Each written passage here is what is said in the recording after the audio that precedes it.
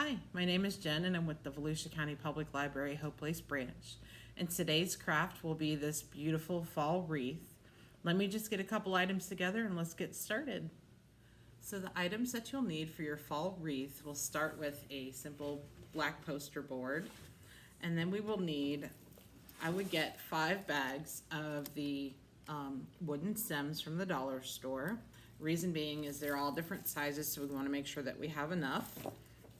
We're going to get 1 of the nautical ropes.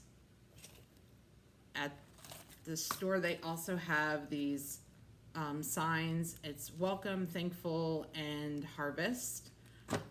We're going to get any florals that you would like. I got all different kinds of fall colors. I have about 5 sprigs here to make sure that I have enough and that you can easily just pop one off and put on a different color. So I got a couple different colors. We'll need our foliage for the back. So we're also going to need scissors, something to write with, a cutter for our florals, zip ties. We're using hot glue today. Also actually at the dollar store, because the back of this wreath we're going to need something to use to hang. These work very well, these little cell phones things that you put on the back of the cell phone for your finger. Grab one of those. We're going to be using Mod Podge and then also, like I said, our hot glue. So let's get started. So the first item that we'll need to start is our base for our wreath. We're going to start with our black poster board. And you can either use 2 different size plates. You can cut out 2 size circles in between. I have this wreath that I got from the dollar store. Actually, I'm going to be using it for the winter season. So I'm going to use that. And what I did was I just put it in the corner and traced the center circle out. And then traced out the outside circle. And it's about 3 inches. So that's what we have. So I'm just gonna cut this out and I'll be. So I've cut out the base of our wreath. You can use a thicker board if you would like, if that's what you have. I have saved the rest of my poster board because I want to go ahead and put this on here. We're going to be hot gluing. I don't want to hot glue to my table, and we're going to be Mod Podging, so I don't want to Mod Podge my table. So this is going to be our protector. So what we're going to do now is play a little bit of fun. We're going to play a little adult Tetris. So we're going to take our pieces and just try to cover as much as we can.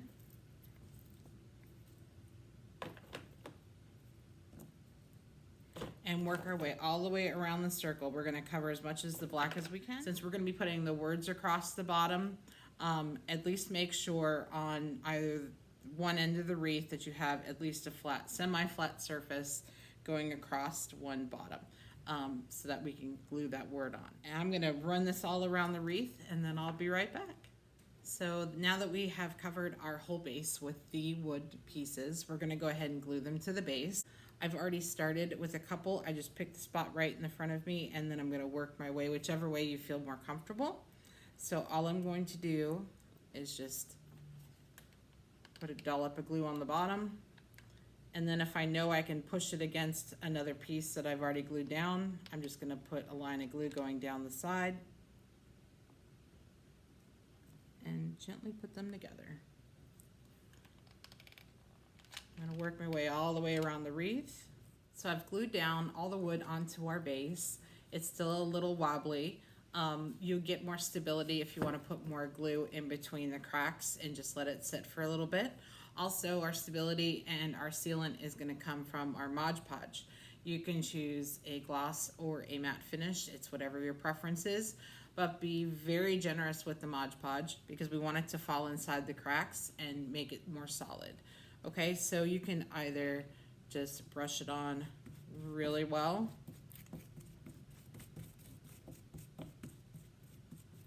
or I even got to a point where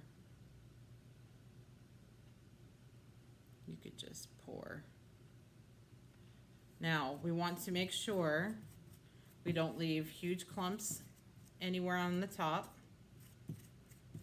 Make sure you've definitely get the sides and the inside. Okay.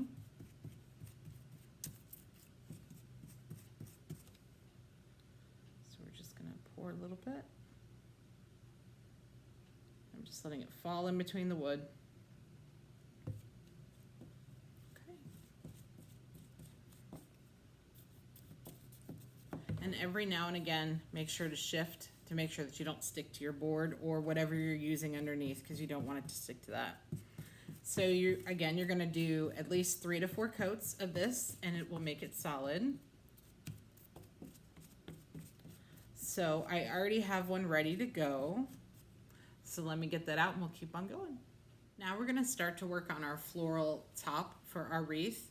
What I've done is I have 4 sprigs of my favorite flower that I found at the dollar store. And I'm going to put the red on top and then just put, so they're kind of offset. And then I'm going to take one of my zip ties and I'm going to tie them together.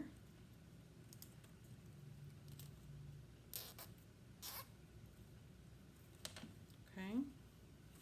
Now you can use tape. I just found these personally to be a little bit easier since I'm working just one-handed. Cut off your end and there we go. Okay. So we're going to do that with the other side, and I'll have another one and I'll be right back. Now that we have our 2 sprigs together, we're going to go ahead and combine those at the center. Make sure that we get all 4 in one time, and then we'll use another zip tie. Make sure that all the flowers are pointing out at this point. I would push them against the table to make sure that they're all going to the same way. And we're going to zip tie all 4 of these together. So here's what we're looking for. All 4 sprigs are now tied together with the zip ties on the center.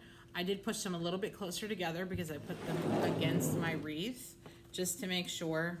I kind of like my flowers off to the side, and we're going to have some filler flowers and some other things in the middle, but you just want to make sure that the size looks good.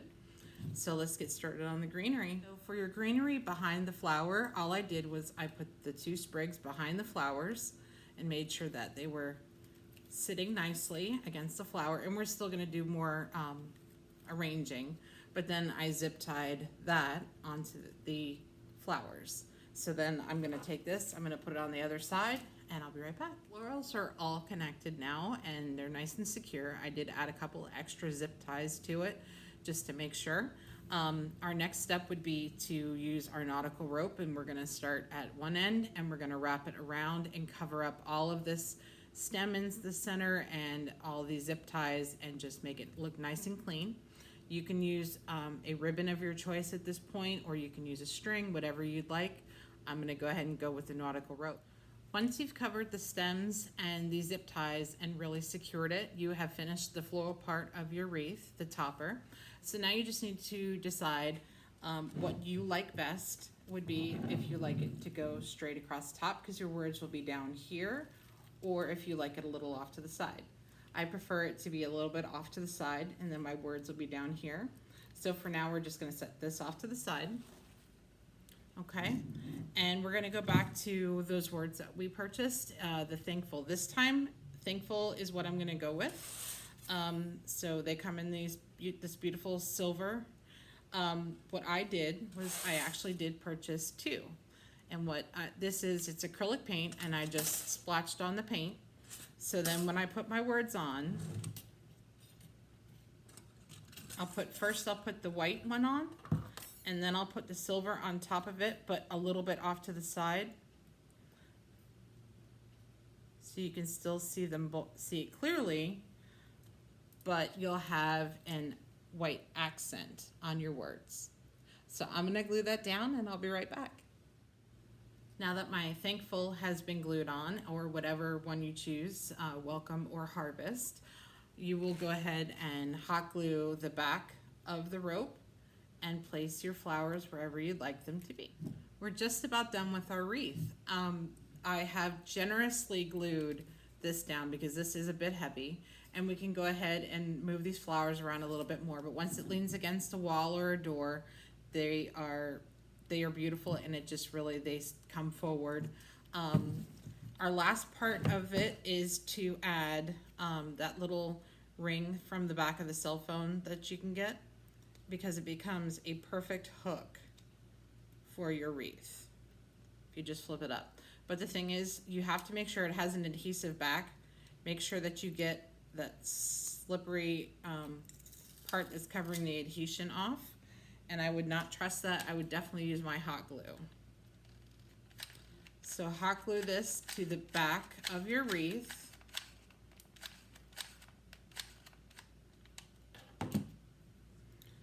We're going to do it right at the center of the word thankful so that it definitely hangs properly.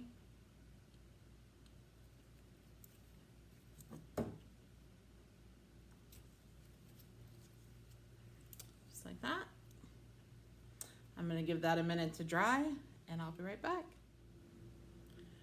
This is our finished fall wreath, and I am so very thankful that you joined me for my video. Don't forget to check us out at volusialibrary.org, or you could go to Facebook for Volusia County Library. We have an Instagram, and also you can join us on YouTube where Volusia is Getting Crafty. Thank you, and I'll see you on my next video. Bye-bye.